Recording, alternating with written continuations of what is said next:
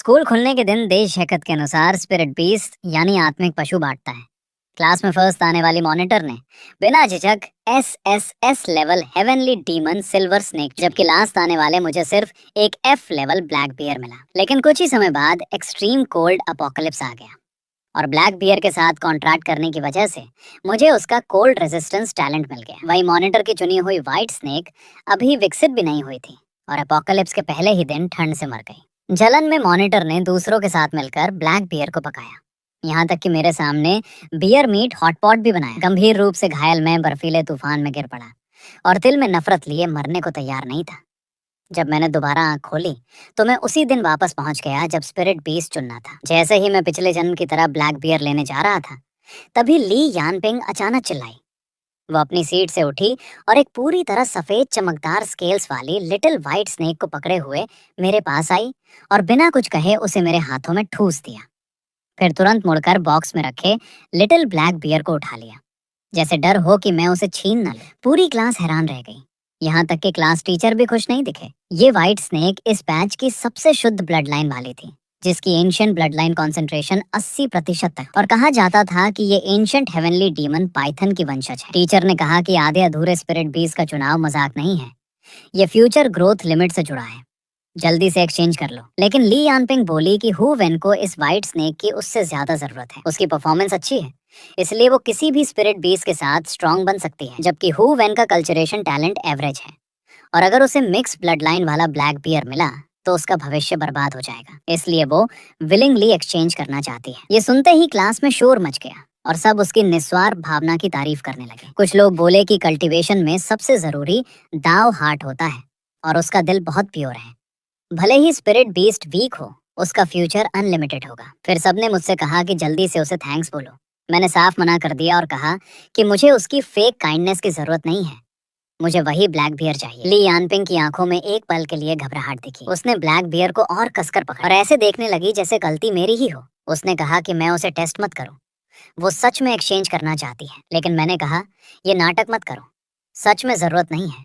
तभी अचानक मेरी कलाई में तेज दर्द हुआ, जैसे किसी ने काट लिया। नीचे देखा तो लिटिल व्हाइट स्नेक के 2 छोटे दांत मेरी स्किन में धंसे हुए थे और खून बह रहा था। उसने अपनी 2 फांक जीभ से मेरी कलाई को छुआ और एक अजीब सी सुन्नता फैल गई। बस इतने में उसने मेरे साथ कॉन्ट्रैक्ट कर लिया, वो भी life and death blood line contract. Class में हलचल मच गई। पहले सबको लगा था कि मैं एटीट्यूड दिखा रहा हूँ इसलिए व्हाइट स्नेक नहीं ले रहा, लेकिन अब सबको लगा कि मैं दिखावा कर रहा। एक तरफ मना कर रहा था और दूसरी तरफ जल्दी से कॉन्ट्रैक्ट कर लिया ताकि ली यानपिंग अपना फैसला ना बदले। लोग मुझे बेकार कहने लगे। कॉन्ट्रैक्ट के बाद व्हाइट स्नेक गहरी नींद में चली गई और मैं चुपचाप अपनी सीट पर वापस आ गया। चेहरा उदास था। सिर्फ मुझे पता था कि ये रेयर दिखने वाली व्हाइट स्नेक आधे महीने में बेकार बोझ बन जाएगी। तभी मेरी नजर ली यानपिंग पर पड़ी और मुझे समझ आया कि वो व्हाइट स्नेक नहीं चाहती, बल्कि ब्लैक बियर के लिए मुझसे लड़ रही है। इसका मतलब वो भी रिबॉर्न है। पिछले जन्म में उसने व्हाइट स्नेक चुनी थी और मुझे मजबूरी में ब्लैक बियर मिला था। लेकिन आधे महीने बाद एक्सट्रीम कोल्ड एपोकलिप्स आ गया। ग्लोबल टेम्परेचर -50 डिग्री सेल्सियस तक गिर गया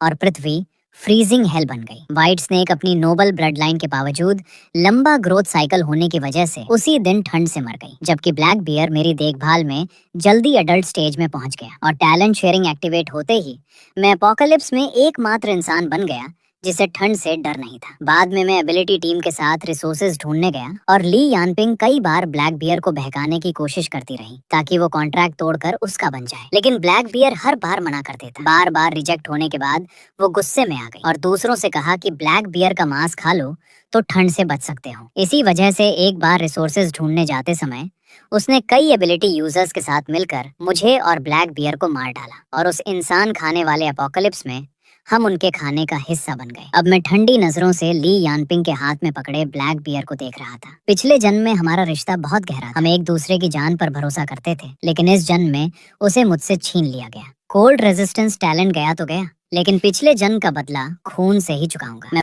मैं ब्लैक बियर को घूर रहा था, तभी उसने भी अपनी आंखें घुमाकर मेरी तरफ देखा और हमारी नजरें मिल गई। ये लगभग खिलौने जितने आकार का छोटा ब्लैक बियर अचानक मेरी तरफ 2 बार पलके झपकाया।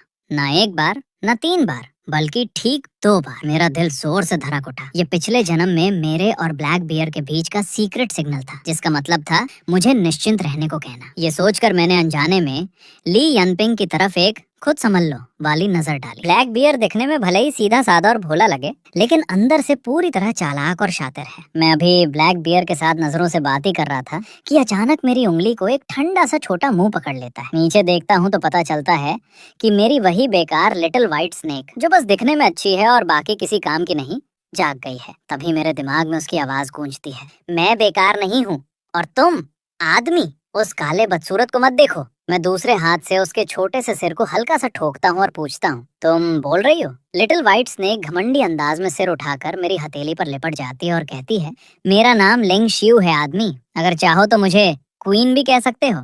मैं हल्की मुस्कान के साथ कहता हूँ, छोटे बच्चे, तुम्हें ये चूनी ब्यू यानी ओवर ड्रामेटिक बातें किसने सिखाई? आमतौर पर कॉन्ट्रैक्ट बीस्ट के साथ कॉन्ट्रैक्ट इंसान शुरू करते हैं, क्योंकि बीस्ट रेस स्वभाव से घमंडी होती है। सिर्फ बचपन में ही वे थोड़े नरम होते हैं और तब भी बहुत कम बार ही किसी इंसान के करीब आकर खुद कॉन्ट्रैक्ट करते हैं। लेकिन यहाँ तो सब उल्टा हो गया था। क्लास के सभी छात्र अपने अपने कॉन्ट्रैक्ट सर्कल बनाकर अपने बीस्ट से कॉन्ट्रैक्ट करने लगे, लेकिन मैं उनमें शामिल नहीं था। अगर कोई अपनी आंखों से ना देखता तो कभी यकीन नहीं करता कि मुझे एक ancient high blood line beast ने जबरदस्ती कॉन्ट्रैक्ट कर लिया। मैं उससे पूछता हूँ, लिंग शियू, तुमने मुझसे खुद कॉन्ट्रैक्ट क्यों किया? वो जवाब देती है, वो लड़की, उससे बदबू आती है। मैं चौंक कर पूछता हूँ, बदबू? ली यनपिंग तो स्कूल ब्यूटी है, कितने लड़के उसके पीछे घूमते हैं और कहते हैं कि वो खुशबूदार है। लिंग शियू ठंडे स्वर में कहती है, उनकी आंखें खराब हैं, ये सोल की बदबू है। मैं फिर पूछता हूँ, तो मैं? वो मेरी बाह में और लिपटते हुए थोड़ा अजीब लहजे में कहती है, ठीक ठाक हो, खाली हो, साफ हो। मैं उसकी स्केल्स को उंगलियों से छूता हूँ। वो बेहद स्मूथ और ठंडी है, जैसे सबसे बढ़िया सिल्क से भी ज्यादा मुलायम। मैं कभी उसका सिर छूता हूँ, कभी शरीर, और आखिर में खुद को रोक नहीं पाता और उसकी छोटी सी पूंछ पकड़ लेता हूँ। कहते हैं कि सांप की 7 इंचेस वाली जगह छूनी नहीं चाहिए, लेकिन वो इतनी छोटी है कि मुझे लगता है शायद कोई दिक्कत नहीं होगी। जैसे ही मैं उसकी पूंछ पकड़ता हूँ, लिंग शियू का पूरा शरीर बिजली के झटके जैसा स्टिफ हो जाता है। उसके सफेद स्केल्स के बीच की स्किन हल्की गुलाबी हो जाती है और उसका चेहरा ऐसा लगने लगता है जैसे कोई छोटी लड़की शर्म से भर गई हो। मैं तुरंत हाथ पीछे खींच लेता हूँ और कैजुअली कहता हूँ, छोटे बच्चे, दिमाग में बेकार चीजें मत सोचो। लिंग शियू इतनी नाराज हो जाती है कि उसकी आंखों में पानी आ जाता है। वो करती है और मुड़कर मुझे इग्नोर करने लगती है। इसी समय ली यनपिंग सबसे पहले कॉन्ट्रैक्ट सर्कल पूरा कर लेती है। उसके चेहरे पर खुशी साफ दिखती है और वो तुरंत ब्लैक बियर के साथ कॉन्ट्रैक्ट शुरू कर देती है। कॉन्ट्रैक्ट फॉर्मेशन ब्लैक बियर को घेर लेता है और तेजी से घूमने लगता है, लेकिन उसके अंदर ब्लैक बियर अपनी स्पिरिचुअल पावर एक्टिवेट कर रहा होता है। तभी मेरे दिमाग में फिर से गुस्से भरी आवाज गूंजती है, तुम बुरे इंसान हो। वो सबसे सीधा है। बिना देखे ही मुझे समझ आ जाता है कि ये मेरी वही चुनी ब्यू, घमंडी और शर्मीली छोटी क्वीन है। मैं कैजुअली उसके ठंडे स्केल्स पर हल्का सा थपथपाता हूँ और पूछता हूँ, मैं कैसे बुरा हूँ? वो गुस्से में कहती है, तुमने मेरी पूंछ छुई और दूसरी औरत को देख रहे थे, तुम उसी काले बदसूरत को देख रहे थे। मैं हल्की सी सांस लेकर कहता हूँ, ठीक है, एक और बात ऐड कर लेते हैं, तुम तो बेवजह जेलस होने वाली हो।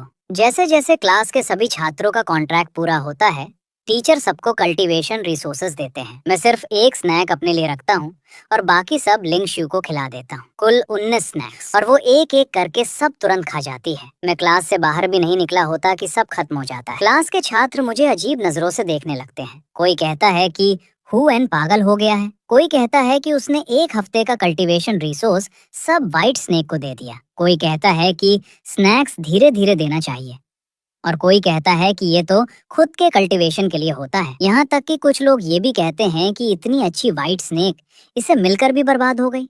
टीचर भी समझाते हैं कि हर महीने रिसोर्सेज लिमिटेड होते हैं, अगर वेस्ट करोगे तो एक्स्ट्रा नहीं मिलेगा। मैं बस शांत होकर ठीक है कह देता हूँ। पिछले जन्म में मैं ब्लैक बियर के साथ रिसोर्सेज शेयर करता था। बाकी लोग 4:1 रखते थे, लेकिन मैं हमेशा 1:1 करता था, क्योंकि हम साथी थे। लेकिन इस बार व्हाइट स्नेक के साथ तो हद ही हो गई। 19:1, 19 उसके, 1 मेरा। सिर्फ क्लास वाले ही नहीं, मुझे खुद भी लग रहा था कि मैं पागल हूँ। लेकिन मुझे अचानक याद आया, लिंग शियू के साथ मेरा ब्लड लाइन कॉन्ट्रैक्ट है, मतलब जीना मरना साथ। अगर वो पिछले जन्म की तरह अपोकलिप्स के पहले दिन ही मर गई तो मैं भी मर जाऊंगा। इसलिए अभी इस छोटी क्यू भी छात्र अपने अपने लिए जगह ढूंढकर कल्टीवेशन करने चले गए।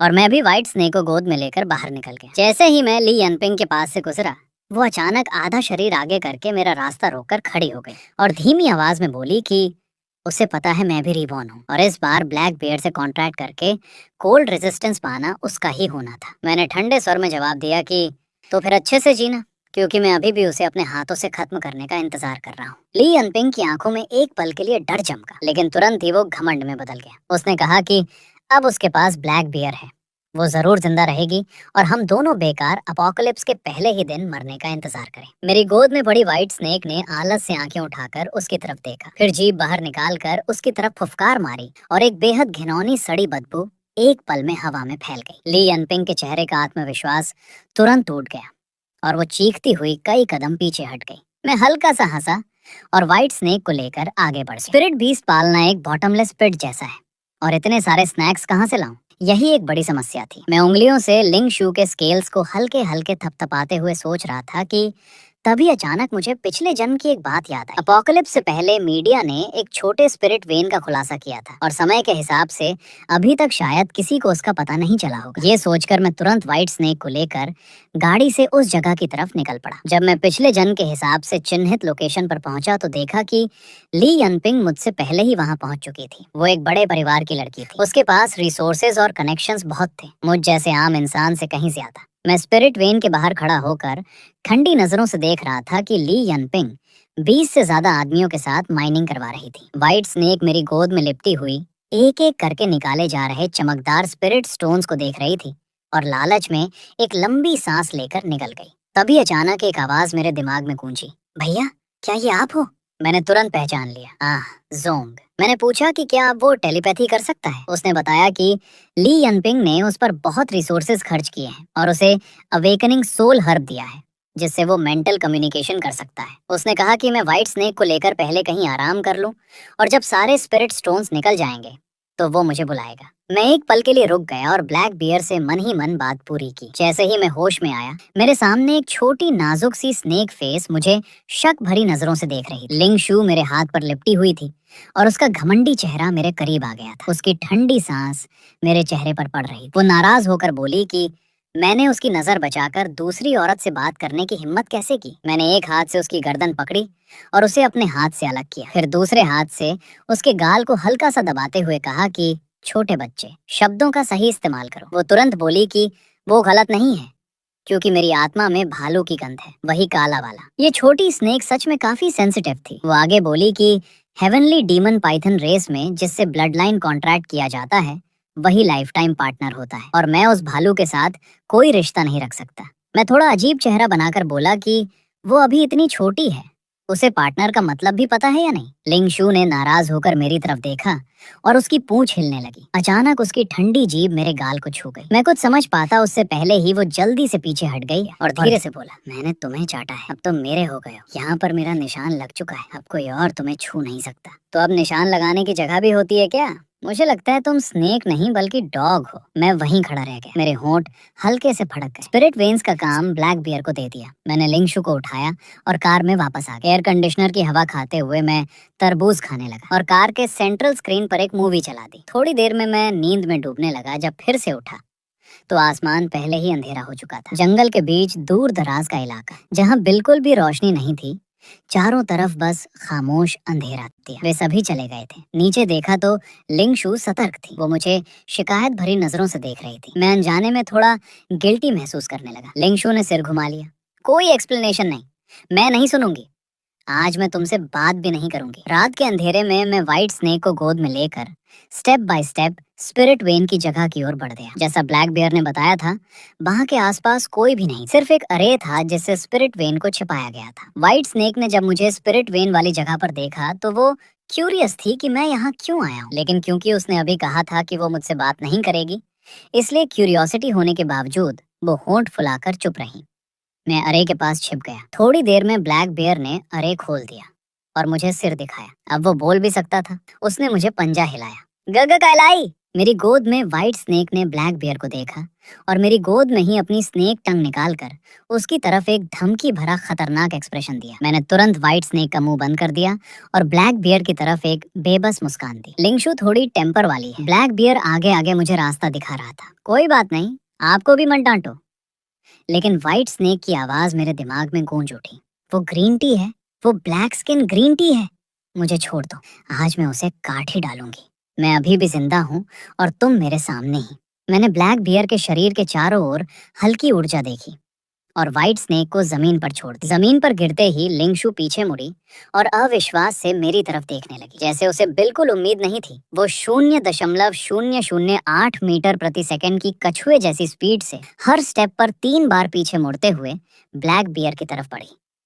आखिर में वो चौथी बार पीछे मुड़ी और अनिश्चित होकर मुझे देखा। उसने पूछा कि क्या मैं उसे रोकता भी नहीं हूँ? क्या मुझे डर नहीं कि वो मेरे उस अच्छे पार्टनर को काट डालेगी? मैंने ब्लैक बियर के शरीर की स्पिरिचुअल एनर्जी देखी। पूरा दिन स्नैक्स खाने वाले ब्लैक बियर के शरीर में स्पिरिचुअल एनर्जी व्हाइट स्नेक से कम 50 गुना ज्यादा थी। कौन किसे काट डालेगा कहना मुश्किल था। मैं मुस्कुराते हुए उसे देखता रहा और कहा कि मुझे उसकी ताकत देखनी है। अगर वो उसे काट देगी तो आगे से मैं सिर्फ उसका ही हो जाऊंगा। व्हाइट स्नेक की पूंछ जमीन पर जोर से टकराने लगी। मेरी बातों से वो थोड़ा प्रभावित हो गई, लेकिन फिर उसने ब्लैक बियर की टेरिफाइंग स्पिरिचुअल एनर्जी देखी और फिर भी झिझकते हुए वापस रेंग कर मेरे पैरों के पास आ गई। ये चीज सच में वीक को दबाने वाली और स्ट्रॉन्ग से डरने वाली थी। ब्लैक बियर ने स्पिरिट वेन के स्पिरिचुअल फूड को 3 हिस्सों में बांटा।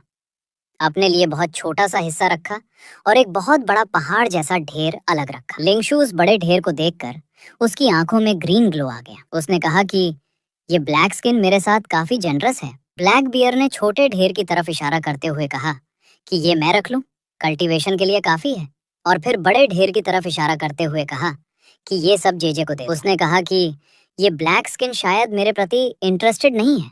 लिंगशु जोर से बोल उठी कि वो उसे खुश करने की कोशिश कर रहा है। मैंने उसके सिर पर हल्का सा फ्लिक किया और कहा कि क्या वो लव ब्रेन है? हर चीज को लव में क्यों जोड़ देती है? लिंगशु अभी भी नाराज, लेकिन जैसे ही मैंने स्पिरिट स्टोन्स का नाम लिया वो तुरंत शांत हो गई। मैंने ब्लैक बियर की तरफ देखा और पूछा कि मैंने यहाँ सब खाली कर दिया है, क्या ली यानपिंग उसे नुकसान पहुंचाएगा? ब्लैक बियर ने सिर हिलाया और कहा कि वो महिला अब उसकी हर बात मानती है। दूसरे दिन ली यानपिंग खाली हो चुकी स्पिरिट वेन को देखकर स्टैंडन रह गई और बोली कि मैंने सारे स्पिरिट स्टोन्स यूज कर दिए।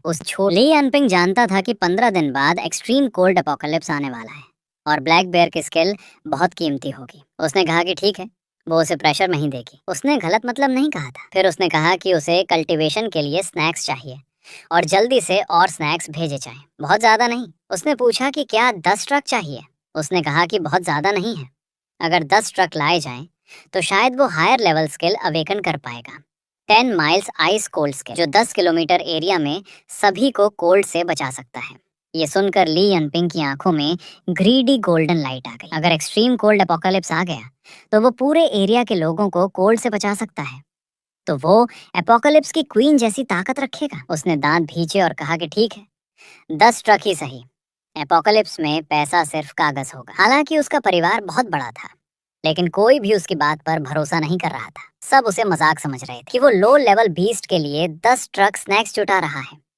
इसलिए उसने अपनी सारी चीजें बेच दी, घर, कार, लग्जरी बैग्स, ज्वेलरी। जब मैं स्कूल में फिर से ली यनपिंग से मिला, उसने वही पुराने कपड़े पहने थे और उसका खाना भी सिंपल था, सिर्फ प्लेन स्टीम्ड बंस और चिल्ली सॉस। स्पष्ट था कि उसने सब कुछ ब्लैक बेयर पर लगा दिया, लेकिन उसे पता नहीं था कि उसने जो 10 ट्रक स्नैक्स जुटाए थे उनमें से बहुत कम हिस्सा ब्लैक बेयर ने रखा और 99.99% हिस्सा मेरे और व्हाइट स्नेक के पास चला गया। मैंने खुद सिर्फ थोड़ा सा स्नैक्स इस्तेमाल किया, कभी कभी कल्टीवेशन के लिए, बाकी सब व्हाइट स्नेक को दे दिया। व्हाइट स्नेक बहुत तेजी से एनर्जी अब्सॉर्ब करता था। वो स्लीप स्टेट में चला गया और जो भी एनर्जी पास आती वो तुरंत डस्ट में बदल जाती। व्हाइट स्नेक की कल्टीवेशन से जो एनर्जी मुझे वापस मिलती थी वो मुझे पिछली जिंदगी से कई गुना स्ट्रॉन्ग बना रही थी। लेकिन ली यनपिंग की स्पिरिचुअल एनर्जी अब क्लास के बाकी स्टूडेंट से भी कम थी। ब्लैक बियर के लिए उसने खुद पर एक भी स्नैक इस्तेमाल नहीं किया। ब्लैक बियर हमेशा उसे POA करता था। अगर तुमने मुझे एक स्नैक कम दिया और मेरी टैलेंट अवेकन नहीं हुई तो उस समय मुझे दोष मत देना कि मैंने तुम्हें बताया नहीं। सभी लोग कहते थे कि ली यानपिंग बर्बाद हो गई है, स्कूल के पहले दिन से ही जब उसने अचानक सबसे कमजोर ताकत और सबसे कम टैलेंट वाले ब्लैक बियर को चुना, तब से उसकी मानसिक हालत जैसे सामान्य नहीं रही। इन अफवाहों का सामना करते हुए ली यानपिंग ने तिरस्कार से हंस दिया। तुम लोग क्या जानते हो, कुछ दिनों बाद तुम्हें पता चल जाएगा। मैं जलती हुई गर्मियों के बीच अचानक एक रात तापमान तेजी से गिर गया। दुनिया भर में बर्फ गिरने लगी। शुरू में लोगों ने इसे जून में बर्फ गिरना कहकर मजाक बनाया, लेकिन अगले दिन दोपहर तक कहा जाने लगा कि जरूर कोई अन्याय हुआ है। दुनिया का तापमान 0 से 20 डिग्री नीचे पहुंच गया था। लोग धीरे धीरे चिंतित होने लगे। तापमान इतना असामान्य है, कहीं कोई आपदा तो नहीं आने वाली। बर्फ लगातार बढ़ती जा रही थी और रुकने का कोई इरादा नहीं था। बर्फीले मौसम में किसी दुर्घटना के डर से स्कूल ने सभी छात्रों को वापस बुला लिया। लड़कियों के हॉस्टल में ली यानपिंग कांपते हुए खुद को कंबल में लपेटे हुए थी। कुछ समय से कल्टीवेशन नहीं करने के कारण उसके शरीर की स्पिरिचुअल पावर बहुत कमजोर हो गई थी, बस आम लोगों से थोड़ी सी ज्यादा। उसकी नाक ठंड से लाल हो गई थी और वो लगातार टिश्यू से नाक पोंछ रही थी। ब्लैक बियर, तुम्हारी टैलेंट अवेकन हुई या नहीं? 10 दिन बीत गए। ब्लैक बियर का शरीर पहले से कई गुना बड़ा हो चुका था और वो लगभग लड़की जैसी अवस्था में पहुंच गया था। ली यानपिंग के मन में धीरे धीरे शक पैदा होने लगा।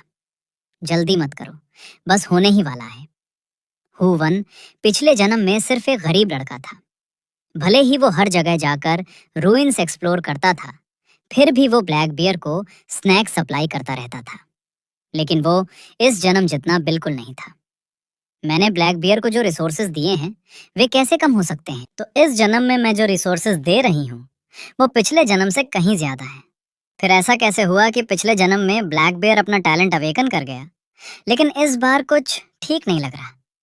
ली यनपिंग ने शक भरे लहजे में पूछा कि ब्लैक बियर कहीं उससे कुछ छुपा तो नहीं रहा? ब्लैक बियर ने शांत लेकिन ठंडी आवाज में जवाब दिया कि वो इतनी मेहनत से कल्टीवेशन किसके लिए कर रहा है? वो तो उसी के बारे में सोच रहा था और अब वही उस पर शक कर रही है। उसने कहा कि भले ही उसका टैलेंट अभी पूरी तरह अवेकन नहीं हुआ है, लेकिन वो फिर भी उसे थोड़ा हीट दे सकता है। हालांकि अब उसे लग रहा है कि ये स्पिरिट स्टोन्स उसे वापस कर देने चाहिए। ली यनपिंग तुरंत घबरा गई और बोली कि इसकी जरूरत नहीं है। उसके बिना भी वो इन स्पिरिट स्टोन्स के साथ मरने वाला नहीं है। उसने मान लिया कि वो गलत थी और गुस्से में बोल गई और सारी गलती अपनी मानते हुए स्पिरिट स्टोन्स ब्लैक बियर को ही रखने के लिए कहा, क्योंकि उसका टैलेंट अवेकन होना सबसे जरूरी है। ब्लैक बियर ने ठंडी आवाज में कहा कि इस बार वो उसे माफ करता है और फिर जमीन पर पड़े स्नैक्स खाने लगा। खाते खाते उसने थोड़ा सा हीट ली यनपिंग को दिया, लेकिन बहुत ही कम। वो जानबूझकर ज्यादा नहीं दे रहा था, क्योंकि अगर ली यनपिंग असली अपोकलिप्स आने से पहले ही ठंड से मर जाती तो उसके लिए मजाक खत्म हो जाता। जैसे ही ली यनपिंग को थोड़ा हीट मिला, उसने ब्लैक बियर पर शक करना बंद कर दिया। कॉन्ट्रैक्ट के बाद इंसान और बीस्ट दोनों एक दूसरे को अपनी स्पिरिचुअल पावर का 1/10वां हिस्सा वापस देते हैं, लेकिन ब्लैक बियर जो एनर्जी वापस दे रहा था वो बहुत ही कम थी, जिससे ऐसा लग रहा था कि उसने ज्यादा एब्जॉर्ब भी नहीं किया, जबकि असल में ऐसा नहीं था। ली यनपिंग को यह पता नहीं था कि उसने ब्लैक बियर के साथ मास्टर सर्वेंट कॉन्ट्रैक्ट किया है और इस कॉन्ट्रैक्ट में ब्लैक बियर कितना एनर्जी वापस देगा ये पूरी तरह उसी की मर्जी पर निर्भर करता है। दूसरी तरफ हॉस्टल के कमरे में मैं बिस्तर से टिक कर प्रोजेक्शन स्क्रीन पर मूवी देख रहा था। कमरे के सारे स्नैक्स पहले ही एब्जॉर्ब होकर धूल जैसे खत्म हो चुके थे, लेकिन सफेद ऊनी कालीन पर लिपटी व्हाइट स्नेक अभी भी सो रही थी। अब वो धीरे धीरे अपने बेबी फॉर्म से निकलकर एक अडल्ट स्पिरिट बीस्ट बन चुकी थी, लगभग बाल्टी जितनी मोटी। अंधेरे में उसके पूरे शरीर पर हल्की ठंडी चमक आ रही थी। उसके पूरे शरीर पर बर्फ जैसी सफेद स्केल्स चमक रहे थे। मैं नीचे उतरा और उसके स्केल्स को छुआ और अंदर से जबरदस्त लाइफ एनर्जी महसूस हुई। दीवार पर लगी घड़ी धीरे धीरे 12 बजने के करीब पहुंच रही थी। असली अपोकलिप्स आने वाला था। मैंने मन ही मन सोचा कि इस बार व्हाइट स्नेक शायद पहले दिन ही ठंड से नहीं मरेगी। जैसे ही घड़ी में 12 बजे, दुनिया का तापमान एक बार फिर तेजी से गिर गया।